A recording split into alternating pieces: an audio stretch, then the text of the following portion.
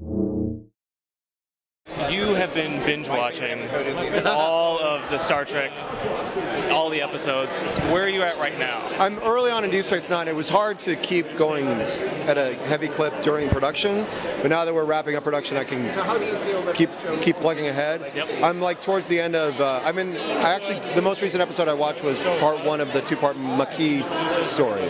So that's where I can't remember.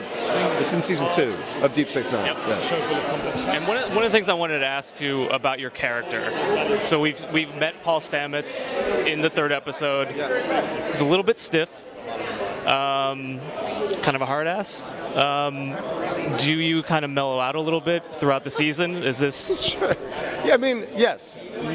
One of the great things about the fact that we are doing a serialized story is that you get to see growth and change in all of us, and especially in the way we deal with one another.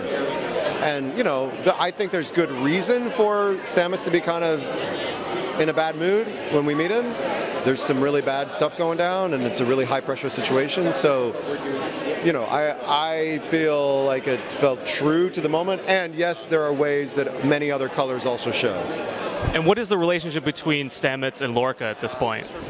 The relationship between us is pretty contentious. I think it's very typical of, you know, people like Stamets who are really just intensely curious and involved in their research, and then having this sort of corporate or militaristic, you know, boogeyman breathing down their neck. So they're really at odds with one another. And also Stamets doesn't suffer fools, and also Stamets doesn't really adhere to sort of chain of command ideas necessarily. So I think that's interesting conflict. And then in terms of your, just one last question, in terms of your role on the ship, would you see yourself as more as like a science officer, or do you identify more with Scotty? Like what? I mean, a science officer who with a very specific application of the science, but it's always first and foremost about the science. Stamets wouldn't be able to go fix the drive himself, but Stamets could do the research that could lead and understand the science that goes into what makes the drive work. But, you know, Scotty or O'Brien could go fix whatever. That's not Stamets.